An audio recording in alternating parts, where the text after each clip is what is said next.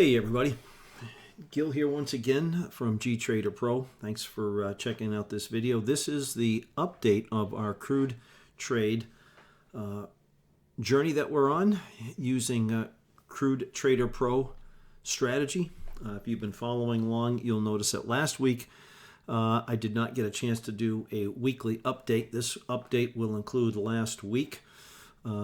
You'll notice again in this week that we really didn't have a lot of activity, but it's important to take a look and see what we were able to get done here over the last 2 weeks. This past week was just a mess for me with internet issues in and out all week long, made it very difficult to do much. But let's take a quick look. Of course, as always, thanks for being here.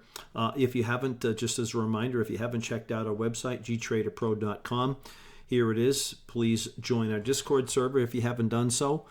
And again, if this is the first time you're tuning in to check out our CrudeTrader procedure, our process that we've been going through, the journey of passing an eval and getting into funded and trading real cash. This is just in the continuing series. You can go back and follow along from week 1 and see what our process has been, see what progress we're making. But again, here, check it out. Check our website out. Scroll on down. Find out everything that's going on here at CrudeTrader Pro. Here's one of the YouTube videos that you can check out. This is a very important one. How we use crude oil. One specific strategy to build a funded and live cash account. So be sure to check that out.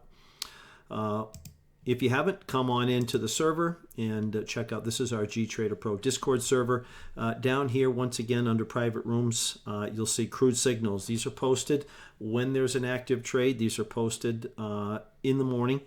So we're going to go back and recap going back to February 9th because I did not get a chance to do a video last weekend. Had some family things going on that prevented me from doing that. It was a quiet week as well as this week. You'll notice last week we had a post on the 9th, 2 posts on the 9th, a post on the 10th, the 11th, and the 12th. So those were the posts right here. You can see all the potential opportunities we were looking for in crude. Now, I'm going to just jump right into it here. So February 9th, we were looking to sell 64.30. We didn't get an opportunity. Again, the real benefit of this strategy is it provides a structure and a discipline. We trade one setup, one particular type of setup. We don't look for trades that don't meet that criteria. In a particular day, if the market doesn't come to our required price that we want to short or get long at, then we just don't trade. We don't start looking for something outside of what we're doing here. So on February 9th, we were looking for something 64.30. We didn't get the opportunity. So there was no trade here. We were looking for another opportunity later in the day on February 9th. Didn't get that opportunity. Here on February 10th, all right, 65.12 can be shorted. Notice the time, 9:13 in the morning. 65.12 can be shorted along with 65.50 in today's session. Now, if we're shorting at 65.12, I would scale in small and allow for 65.50. Posted this after crude opened, which is what we try to do is to trade. We will oftentimes trade prior to the 9 o'clock start of the pit session, RTH. You'll notice this is an RTH chart. So if you're new to this, this is not a 24-hour Globex chart. Notice the start time at 9 a.m. This is a 15-minute chart we're using. But we did get an opportunity to short 65.50 here. All right. So again, here we are on the 10th, 65.12. All right. I would also scale in small and allow for 65.50. 65.50 was the price. Now you'll notice that we opened above 65.12. If anybody shorted in the pre-market, then they had to endure 65.50. It was very specific here. It can be shorted, but it must be shorted along with 65.50 in today's session. If shorting 65.12, I would scale in small and allow for 65.50.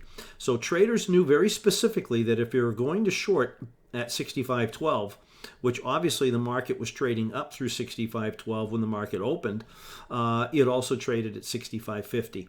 And so again, a very detailed approach there. 65 50 obviously worked out to be just a fantastic opportunity.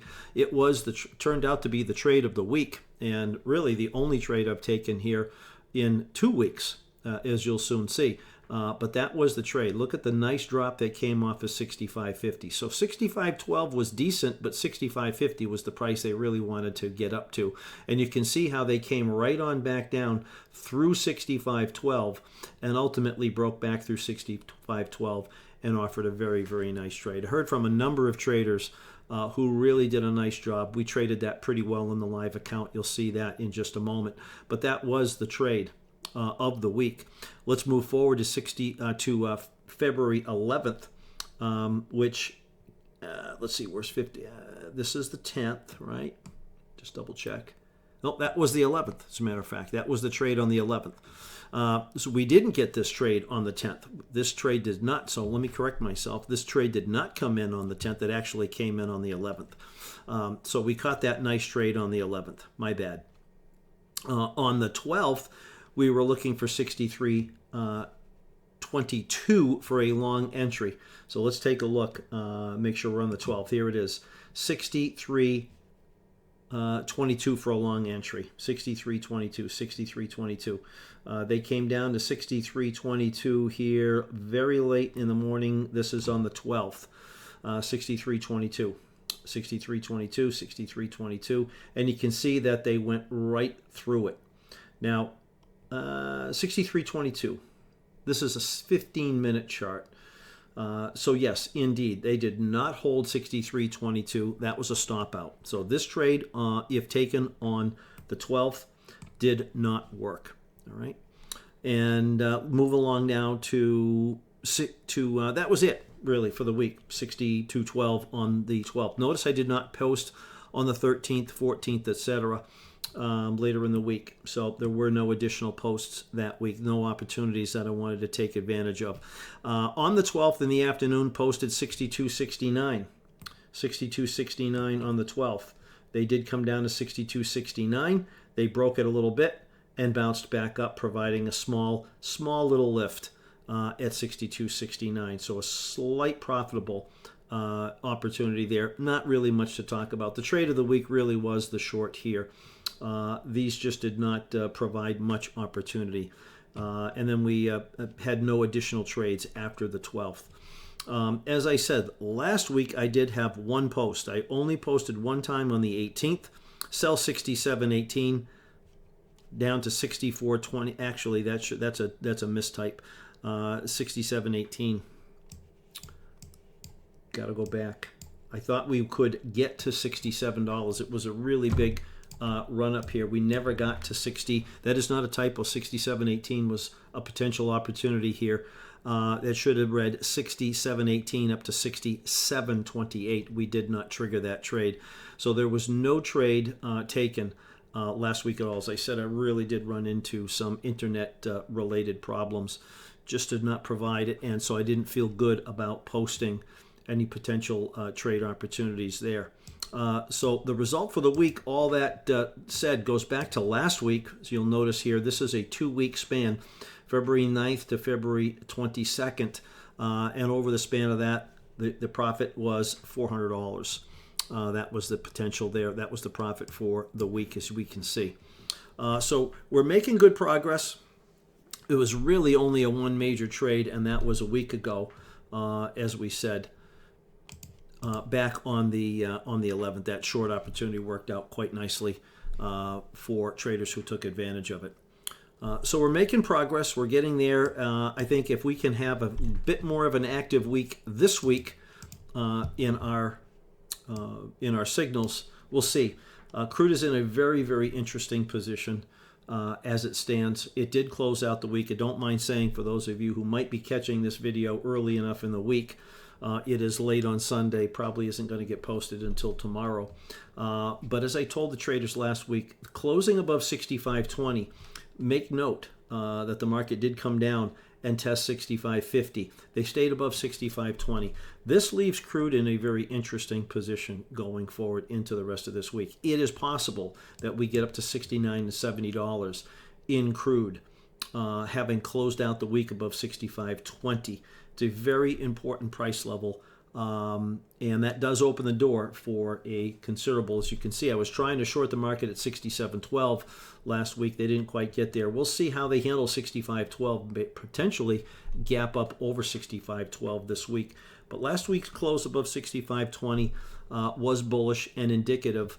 Until they close back below 65.20, we may see this trend continuing up to $69 or higher.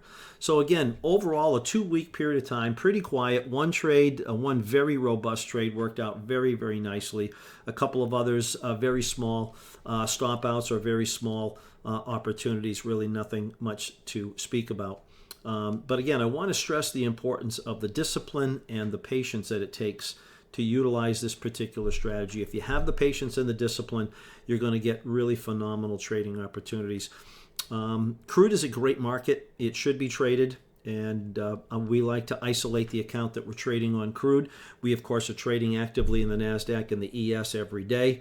But, you know, when those markets don't offer much, crude is oftentimes a good market. There are going to be days where crude, using our methodology, our strategy, does not give us trading opportunities, and therefore, of course, we go back to the ES and the NASDAQ, and oftentimes we'll do quite well in there. So again, it's like you've got to have several markets to choose from. Some of the best action is not going to be potentially in your preferred market that day. It could be the NASDAQ is hot and giving us what we want. Crude is very quiet, or vice versa. But again, I'm just going to stress, check out our CrudeTrader Pro strategy. You can go to CrudeTraderPro.com.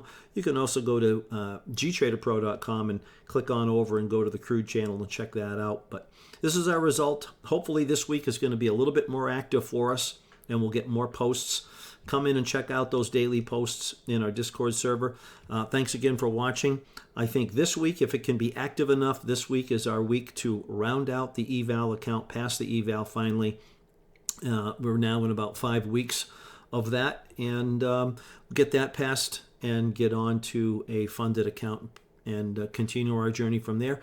Thanks for watching.